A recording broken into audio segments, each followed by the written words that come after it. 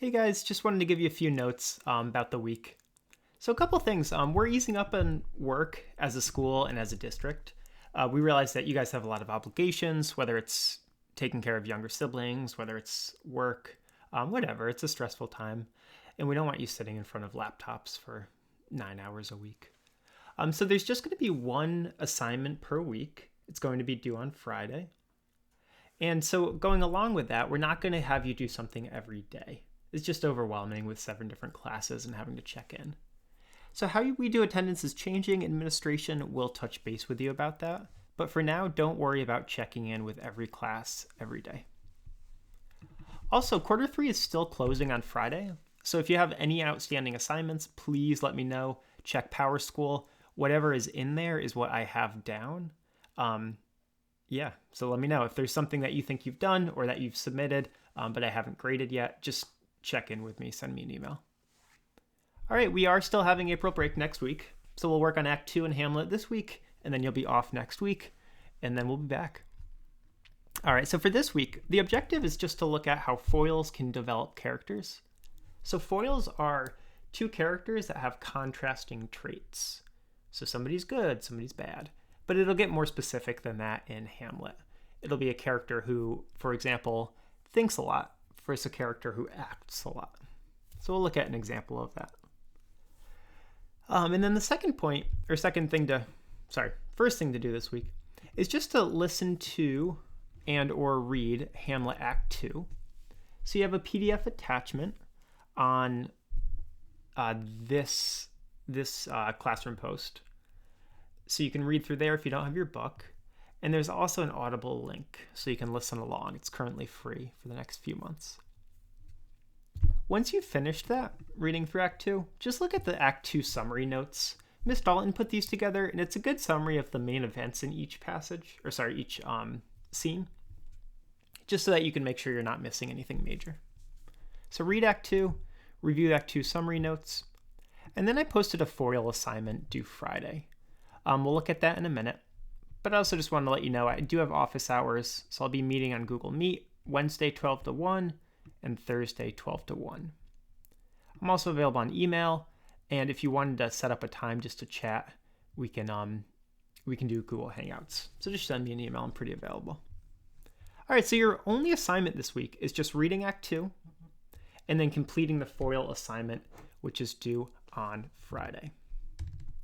And for that assignment, okay, so completing the table below with brief notes on each set of foils. So I gave you a table where on the left side, it's just a statement, or I want you to make a statement about Hamlet. I did the first one for you. And on the right side, it's just a statement about a character that is a foil or a contrast to a specific trait of Hamlet's. So this one is Hamlet thinks. This one is young Fortinbras is a man of action. So he's attacking, whereas Hamlet isn't. He's just thinking. He's paralyzed. So then you'll go down, you'll say, all right, Hamlet is a wuss bag. Claudius is a strong leader. And after that, you'll just grab a quote. So for this, for there is nothing either good or bad, but thinking makes it so. To me, it is a prison. So Hamlet says that thinking is a prison for him. It imprisons Hamlet, and it paralyzes him from acting and avenging his father's death. Whereas Fortinbras holds a weak supposal of their worth, and instead of thinking, he acts. He has not failed to pester us. So he uses laetes here, which is a double negative. Shakespeare could have said, he has pestered us, or he continues to pester us, but he doesn't. He says he has not failed to pester us, which implies or contrasts Hamlet, who has failed to act. Hamlet's trying to avenge his dad's death, but he's just sitting back thinking about it. Young Fortinbras wants to avenge his dad's death, and he's actually doing it. All right, so go through each of these. On the left side, it's just a statement about Hamlet. On the right side, and a quote, and then just a brief 1 or 2 bullet points about Hamlet and his trait.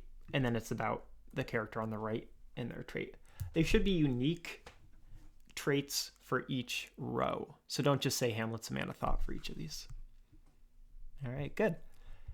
And then just a note, next week we'll be looking at themes. Shakespeare often creates foils, not only to develop character traits, but also to highlight themes. So you can dive into themes if you'd want, but you can also just focus on character traits for this assignment. All right, and then after you've done the table, just choose one pair of foils and write a paragraph explaining the personality traits that are highlighted by having these characters contrast one another. Provide textual evidence, which you'll have already included in your chart or in your table, and just use, by using one quote for each character. And then just paste your paragraph below. If you get done with it and you want to jump in with during the office hours with me, I'd be happy to take a look at that. And I'll be giving you guys a grade for this too. Also, just kind of a word of caution, I'm going to be checking out SparkNotes and Shmoop and all those online resources because I want this to be your original analysis. So some of this stuff, people have obviously read Hamlet before, so they've posted things online. Just make sure this is your original analysis.